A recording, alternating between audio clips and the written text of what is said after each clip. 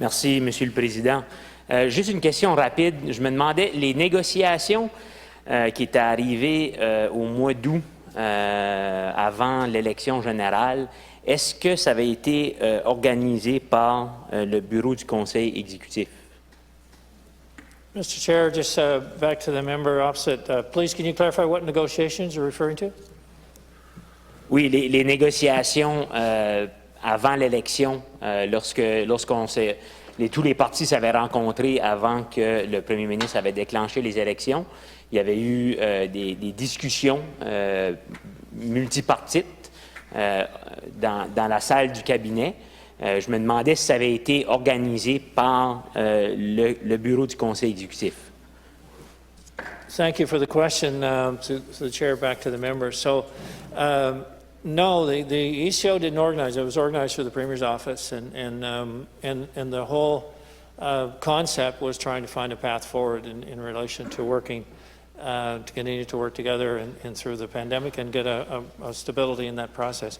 But it was clear, as you know, the outcome, but it was clear that that wasn't going to happen in relation to a clear path of stability, and therefore it discontinued the discussion.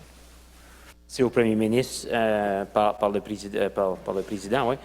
Je me demandais juste une question de curiosité. Est-ce que le bureau du Conseil exécutif et le bureau du premier ministre sont assujettis à la loi sur les langues officielles? And, I guess certainly the short answer is yes, that's our protocol. Merci beaucoup au premier ministre à travers du président. Et donc, pour quelle raison est-ce que malgré qu'un membre présent, moi-même, lors de ces discussions-là, a demandé pour la traduction simultanée, mais ça a été refusé lors de ces discussions-là, en disant que, dans le fond, c'était pas nécessaire, c'était pas obligatoire. Et donc, j'aimerais juste savoir pourquoi est-ce que, si on est assujetti à la loi sur les langues officielles, pourquoi un membre de cette Assemblée législative n'aurait pas le droit de s'exprimer dans sa langue lors de discussions aussi importantes. For the question through the chair, the member opposite, I would be surprised that at any time the member or anyone else was denied the right to express their views in their official language. I don't recall that actually happening.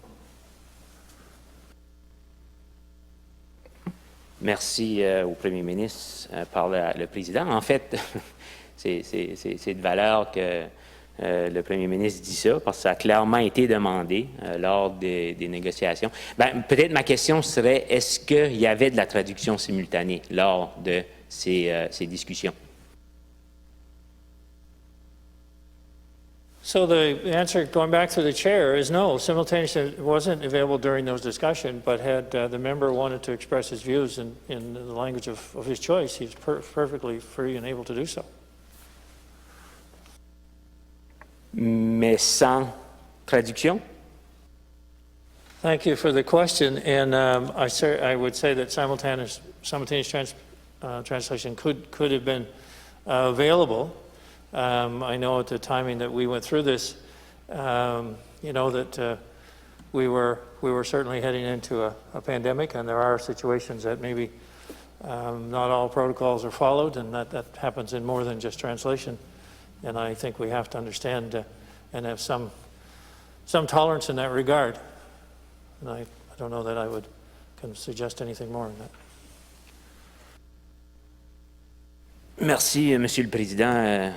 Au premier ministre à travers du président. Donc, si je comprends bien, à cause de la pandémie, vous n'avez pas cru bon, malgré qu'un membre l'ait demandé.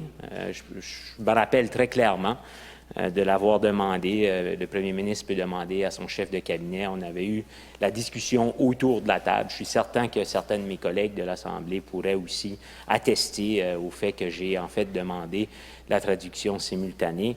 Mais vous dites qu'à cause de la pandémie, ce n'était pas disponible. C'est ça? C'était pas possible à cause de la pandémie.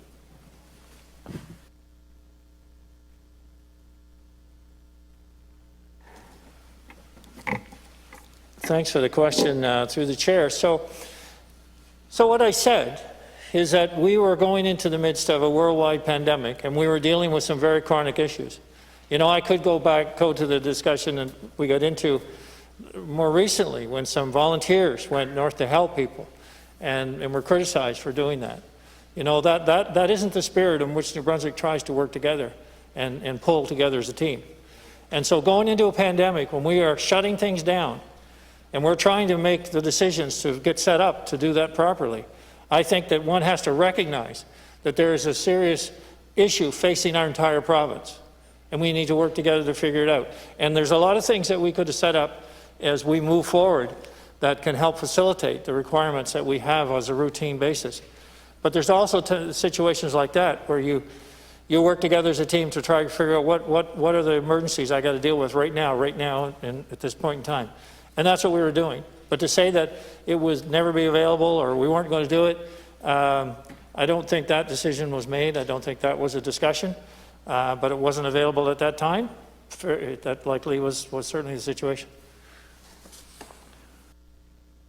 Donc, c'est très malheureux, Monsieur le Premier ministre, à travers du Président, de constater que les francophones ne peuvent pas faire partie de l'équipe du Premier ministre, si autre du fait que s'ils veulent simplement s'exprimer dans la langue qu'il peut comprendre.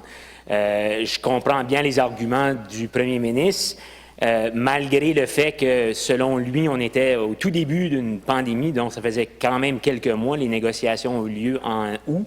Et Monsieur le Premier ministre a quand même vu opportun de déclarer une élection, malgré tout ce qu'il vient de dire, et que ça n'avait aucun sens que les gens devaient se mettre ensemble et travailler ensemble. Ça ne faisait pas partie de l'esprit de la province de ne pas travailler ensemble. Mais malgré tout ça, il a quand même vu opportun cette occasion de lancer la province au complète dans une élection générale en pleine pandémie. Monsieur le Président. Fait que je trouve ça extrêmement révélateur, encore une fois, mais très décevant de m'apercevoir à quel point on ne respecte pas du tout l'esprit et la loi. Et tout simplement, Monsieur le Premier ministre, à travers du Président, tout simplement, tout ce que j'ai envie de dire, c'est que j'avais envie de participer à ces discussions-là. En tant que fier néo-brunswickois, en tant que très fier néo-brunswickois, en tant que très fier acadien, et j'ai tout simplement demandé de pouvoir le faire à mes meilleures capacités. Et mes meilleures capacités, Monsieur le Premier ministre, sont dans ma langue maternelle, et j'aurais aimé participer beaucoup plus activement et beaucoup mieux à ces discussions-là, en pouvant m'exprimer avec des mots que je peux comprendre plus facilement, que je peux utiliser plus naturellement. Et Monsieur le Premier ministre, en tant qu'Acadien, j'aurais aussi aimé faire partie de la solution, mais malheureusement, vous m'avez tassé de côté et vous avez dit, c'est soit que vous faites partie de mon équipe et que vous vous adaptez à ma façon de faire, ou retournez à la maison. Merci, Monsieur le Président.